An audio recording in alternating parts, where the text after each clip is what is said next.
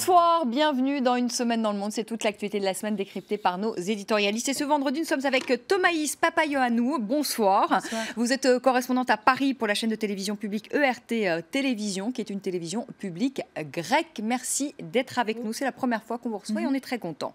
Laure Simoès, bonsoir Laure, directrice éditoriale pour Cartooning for Peace. Ziad Limam, directeur du mensuel Afrique Magazine. Bonsoir. Avec deux unes pour ce mois-ci. Une qui est consacrée aux élections sur le continent, en 2016, 16 élections sur le continent africain présidentiel. Voilà, Afrique Magazine. Et puis une autre qui est consacrée au Maroc. Royale cohabitation, monarchie et islamisme font face ensemble aux tempêtes. Jusqu'à quand? Voilà, les deux unes de Afrique Magazine. Bonsoir François Dorcival. Bonsoir Vanessa. Éditorialiste à Valeurs Actuelles et au Figaro Magazine. Manuel Valls a donc présenté aujourd'hui son projet de loi de réforme constitutionnelle à l'Assemblée nationale. Alors, la déchéance de la nationalité est inscrite dans le texte, mais elle ne concernera pas uniquement les binationaux, mais tous les Français. Voilà ce qui a été tranché par l'exécutif. On écoute tout de suite Manuel Valls. Le Conseil d'État a considéré dans son avis du 11 décembre 2015 que pour ouvrir la possibilité de priver un Français de naissance de sa nationalité, il fallait une révision constitutionnelle. C'est pour cela qu'après de nombreux débats avec toutes les composantes de la représentation nationale, le gouvernement a souhaité que soit inscrit ce principe d'égalité dans notre Constitution. Ce texte, garant de la légalité républicaine, ne fera ainsi aucune distinction fondée sur la naissance, sur le mode d'acquisition de la nationalité ou sur la détention d'une ou plusieurs nationalités. François Dorcival, si vous étiez député, est-ce que vous la voteriez, cette réforme constitutionnelle ? Eh bien, c'est compliqué. Parce que, effectivement, aujourd'hui, le Premier ministre annonce la réforme et donc son article 2, tel qu'il le définit, mais ça n'est pas ce que le président de la République avait annoncé le 16 novembre devant le Congrès. Et cela succède donc à 3 mois et demi de débat. Et donc, j'attendrai de savoir ce que va donner la discussion parlementaire, à quoi elle va aboutir. Quand je dis discussion parlementaire, ça veut dire discussion à l'Assemblée nationale. Or, vous savez que pour aller devant le Congrès, réforme de la Constitution, il faut que le texte soit identique entre l'Assemblée et le Sénat. Il n'est pas sûr que le Sénat rende un papier identique. J'ajoute que, ce matin même, Robert Badinter publie dans Le Monde un texte important dans lequel il conclut que cette réforme constitutionnelle n'est pas nécessaire pour la déchéance de nationalité, ce qui vient ajouter une voix d'autorité, si je puis dire, à une confusion générale. Donc, je vous dis, pour ce qui est de mon vote virtuel, si j'étais élu à l'Assemblée nationale, j'attendrai de voir se dérouler le débat. Ziad Limam, alors vous étiez très remonté sur l'idée que cette déchéance de la nationalité puisse concerner uniquement les binationaux. Alors ça a été tranché, ça en effet beaucoup à gauche également se sont élevés contre cela. Aujourd'hui ça a été tranché, la déchéance de la nationalité, ce sera pour tous les Français. Oui, enfin, in fine, ça sera que pour une partie des Français qui auront 2 passeports, puisqu'on ne peut pas rendre les autres apatrides. Donc on va tourner en rond autour de cette dialectique pendant encore un certain nombre d'heures. Moi, je pense qu'il y a eu, si vous voulez, je ne peux pas croire qu'il n'y ait eu que de la triangulation et du calcul politique qui a mené cette idée. Je pense que dans la foulée tragique des attentats du 13 novembre, il y avait besoin de quelque chose de fort dans le discours pour mettre hors de la communauté des gens qui attaquent la France, etc. Mais par contre, on a choisi la pire des idées. C'est-à-dire, d'une part, une idée qui est juridiquement très complexe à mettre en place, et deuxièmement, il n'y a rien à faire. C'était une idée qui faisait la différence entre des citoyens français, qui faisaient des citoyens plus que d'autres. C'est-à-dire, il y en a qui peuvent être déchus, d'autres qui ne peuvent pas être déchus. Et par ailleurs, ça a envoyé un très mauvais message sur le plan de l'intégration, parce qu'après tout, les 3/4 de ces citoyens binationaux, c'est des gens qui sont le produit de l'histoire, j'allais dire, des mixités françaises, et qui se sentaient partie de la nation, à qui on dit d'un seul coup, même si c'était pour les crimes terroristes, etc., ils se sont dit d'un seul coup, on ne fait plus partie de cette communauté. Donc on est parti là-dedans. Ensuite, on a essayé de trouver un arrangement sur lequel moi, je finis par me dire, il y en a marre, votons quelque chose s'il faut voter quelque chose, mais je trouve que d'avoir étendu ça au délit, c'est encore une autre erreur. Si c'est dans le texte final. Oui, en tous les cas, Badinter a aussi flingué ce texte, voilà.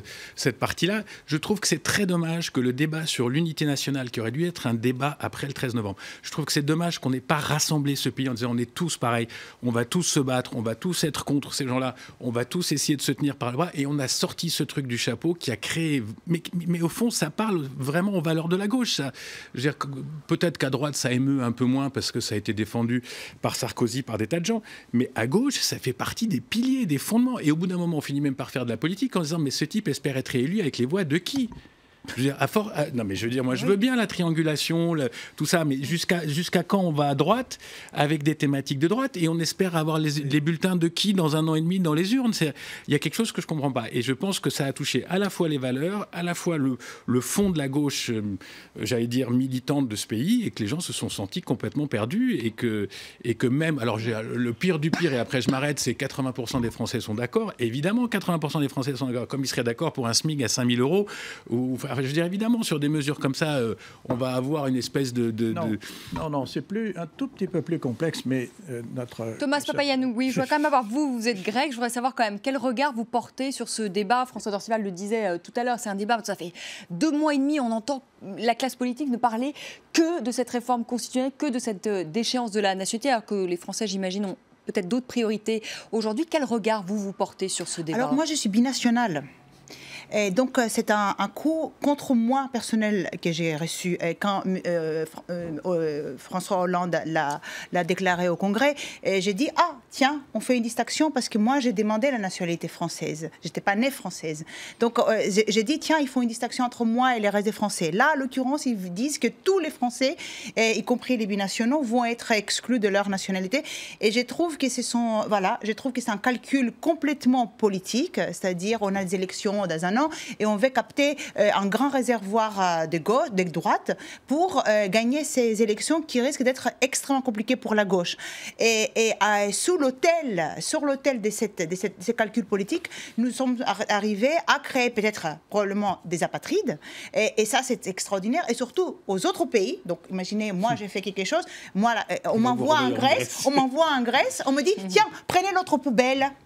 À vous, vous héritez de notre poubelle. Et les autres pays vont faire quoi ? Ah oui, bien sûr, bienvenue, terroristes condamnés. Oh, mais bien sûr, les portes sont ouvertes. C'est du n'importe quoi, c'est un mépris pour les autres pays parce qu'on ne peut pas gérer nos affaires dans les territoires. Et une autre chose, c'est que je trouve que les terroristes jusqu'à maintenant, ils ont gagné sur tous les fronts. Ils ont créé une espèce de confusion, une division dans la société, mais ils visaient ça et ils ont réussi.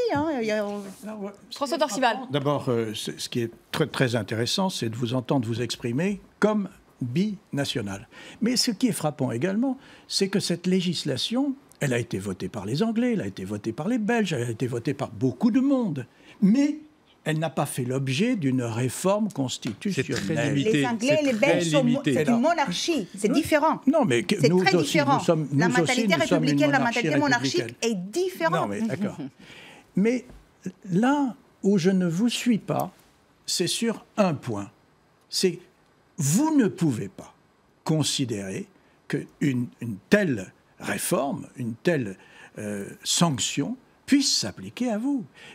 Ça n'a aucun sens. C'est symbolique, parce que tout le monde parle des symboles. Non, c'est un symbole.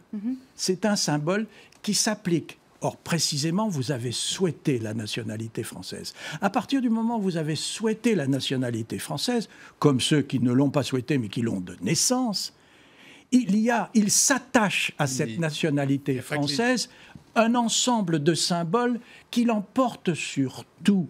Et quand on me dit « mais ça ne va pas dissuader les terroristes », mais je suis tout à fait d'accord avec ça, ça ne dissuadera personne. En revanche, pour ceux qui précisément ne sont pas des terroristes, ne portent pas les armes contre leur pays, je trouve que la déchéance s'applique parfaitement parce qu'elle est symbolique, non pas pour le terroriste, mais pour ceux qui ne le sont pas. Et imaginez un scénario où plus tard, ce ne sera pas le terrorisme, ça va être autre chose, non. dans des moments plus difficiles. Ça fait partie qui vous dit qu'il ne faut pas l'appliquer aux autres? Non, mais tout ça est inscrit dans la loi. Allez, un mot, Ziad Lima, mais ensuite on donne la parole à... Alors, un mot. On voit bien que c'est éminemment symbolique. Et de ramener ce dossier à une problématique de sécurité, ça ne veut rien dire. On est au cœur des symboles. Et le symbole, c'est que la nationalité française, elle est une et indivisible. Il n'y a pas que des Français qui ont acquis. Moi, je suis binational par naissance des deux côtés. C'est-à-dire, moi, je suis né français par ma mère et né tunisien par mon père. Je n'ai rien acquis du tout. Donc, c'est dans ma culture d'être les deux. Et je suis totalement français et je suis totalement tunisien. C'est ça, la binationalité. Donc, quand on vient me dire, tu es moins français que les autres, non, par la loi, c'est symbolique, on n'y peut rien, c'est comme ça. Mais non, je dois dire que c'est très frappant de vous entendre vous classer dans la rubrique de ceux qui seraient appelés à prendre les armes contre ce pays. Mais François, tu dis, excuse-moi, non, François, c'est n'importe quoi. C'est ce que vous dites. On peut être contre la peine de mort et pas imaginer qu'on va nous l'appliquer. Enfin, c'est ridicule. Je vous dis juste qu'il y a un texte qui dit qu'il y a des Français qui peuvent être déchus, des Français qui ne peuvent pas être déchus. Et que ça, les gens l'ont mal vécu. Et il n'y a pas que les binationaux qui l'ont mal vécu. La moitié du peuple de gauche l'a mal vécu. Donc c'est bien que ça posait un problème de symbole. On est bien d'accord qu'il faut se débarrasser. Bon, la droite, c'est encore plus compliqué. Comme d'habitude, votre camp s'amuse à trianguler. Monsieur, comment il s'appelle, Fillon décide de flinguer Sarko. Donc d'un seul coup, il devient contre la déchéance. Je trouve ça pathétique. La France avait besoin d'union. Oui, il avait besoin d'un discours d'union. C'est sûr que le président de la République, là-dedans, c'est un immense gâchis. Ça, c'est vrai. Laure, est-ce que les dessinateurs se sont intéressés à ces débats? Complètement, et surtout sur cet aspect soi-disant dissuasif de la réforme, hein, vous imaginez bien. Donc personne n'a jamais dit que ça serait dissuasif, en tout cas que ça dissuaderait les terroristes. Hein. Tout le monde est d'accord là-dessus. Oui, mais disons aucun d'entre eux n'était, semble-t-il, binational, ni de près ni de loin. En plus, mais ils s'en amusent parce que y a des raccourcis qui peuvent être faits. On a ce dessin, par exemple, de Cambon, dessinateur français pour Urtican. Je ne sais pas si on le voit à l'écran. Déchéance de la nationalité. Non. Il arrive pas. Allez, il arrive ou il arrive pas? Il n'y a pas d'oreillette? On va l'avoir ou pas? Alors qu'on me dise tout de suite, il y a un souci, il n'y a pas de souci? Non. Il y a un petit souci. Allez, vous allez nous montrer comme ça arrive. C'est pour ça que vous prévoyez toujours, heureusement quelle prévoyante. Quel plan B? Je lis déchéance de la nationalité. Alors on voit là deux djihadistes qui regardent une explosion et qui disent voilà, Abou Michel Al-Farensi n'est plus français. Voilà comment les dessinateurs résument la situation. Cet autre, toujours sur la même idée, cet autre dessin de Mann, dessinateur français, déchéance de nationalité, interminable débat. On voit les deux djihadistes qui sont là en train d'attendre d'appuyer sur la gâchette. Décidez-vous, on commence à avoir des crampes. Voilà comment les dessinateurs s'en amusent. On sait aussi qu'aujourd'hui, Manuel Valls a déclaré que l'état d'urgence avait quand même empêché un attentat d'avoir lieu ces derniers mois. Et là, on a ce magnifique dessin d'Aurel. Valls veut prolonger l'état d'urgence. Et Valls qui dit « Jusqu'à ce qu'il n'y ait plus de gens méchants sur Terre ». On n'est pas sorti de l'auberge. Et enfin, ce dernier dessin de Plantu pour l'Express. Ah oui. La politique de l'autruche. Alors là, on voit... Il me semble qu'on l'a déjà vu la semaine dernière ici. Nicolas Vado nous l'a montré, mais bon, on peut le regarder de nouveau. Ah bah, il est tellement bon. Il est tellement bon. Vous vous souvenez de Bip Bip et le coyote? Donc là, on a Hollande en Bip Bip. Vote du Congrès, Bip Bip. Extrême gauche, on voit que l'extrême gauche fout le camp. Déchéance de nationalité, là aussi, c'est une bombe à retardement. La droite qui arrose copieusement. Et puis à la fin, évidemment, la politique de l'autruche, ça peut nous exploser à la figure. C'est ce que Plantu donne à voir avec ce portrait de Hollande. Cette semaine qui a été marquée par la suspension des négociations sur une éventuelle résolution du conflit syrien, suspension de ces négociations jusqu'au 25 février, des négociations qui ont duré à peine une semaine. Elles avaient démarré vendredi, elles se sont achevées mercredi. Personne n'est d'accord sur rien, ça c'est pour dire les choses très simplement. Dans le même temps, ce qu'il faut savoir, alors qu'avaient lieu ces pourparlers, le régime syrien appuyé par l'aviation russe a bombardé Alep, qui est aujourd'hui presque assiégé. On écoute tout de suite l'envoyé spécial des Nations Unies, Stéphane de Mistura. C'était mercredi. Ce n'est pas la fin et ce n'est pas l'échec de ces négociations. Pourquoi? Parce qu'ils sont venus et ils sont restés. Les deux camps ont aussi insisté sur le fait qu'ils voulaient que le processus politique commence. Et troisièmement, j'ai déjà fixé la date pour le début des prochains pourparlers, le 25 février. Thomas Papaioannou, on a le sentiment vraiment que plus les mois passent, plus ce conflit se complexifie avec de plus en plus d'acteurs qui interviennent sur le terrain. C'est votre sentiment aussi? On parle aujourd'hui, en tout cas les Russes disent que demain la Turquie pourrait intervenir en Syrie. Non, je ne pense pas que la Turquie aille dans les terrains syriens. Ils se connaissent très bien dans la région et ils savent que c'est un bourbier sans fin. Et depuis 2011, qui a commencé les conflits, rien n'a été fait. On les a laissés à se débrouiller eux-mêmes et voilà les résultats. Je crois que c'est hors contrôle et personne ne contrôle la situation. Et d'ailleurs, ça se voit, la preuve, on se met d'accord sur rien. Et je ne pense pas que ça va être si évident, d'autant plus que maintenant, c'est la Libye qui va prendre tout doucement le relais. Et c'est l'État islamique vise plutôt la Libye puisqu'ils se font bombarder massivement en Syrie. Ils savent qu'ils n'ont pas beaucoup d'avenir sur place, en tout cas de s'étendre davantage. Donc, ils disent, tiens, pourquoi pas la Libye qui est vraiment un terrain complètement vierge pour eux, vu que c'est la guerre civile depuis la chute et le meurtre, l'assassinat de Muammar Kadhafi. Donc je pense que ça va être beaucoup plus compliqué que la Syrie et qu'à un moment donné, il va falloir trouver une solution toujours politique, quoi qu'il arrive. Et je pense que les réfugiés compliquent énormément la donne, mais ironiquement, ce sont les réfugiés qui vont donner la solution. Parce que l'Europe, maintenant, prend ça personnellement, vu qu'ils ont un énorme problème qu'il va falloir le régler à un moment donné. Je veux dire, c'est que les Européens, vous êtes d'accord avec ça, François Dorcial, vont devoir finalement s'impliquer dans ce conflit syrien et chercher à tout prix une solution parce que se pose la question, justement, du flot de réfugiés qui arrivent aujourd'hui en Europe.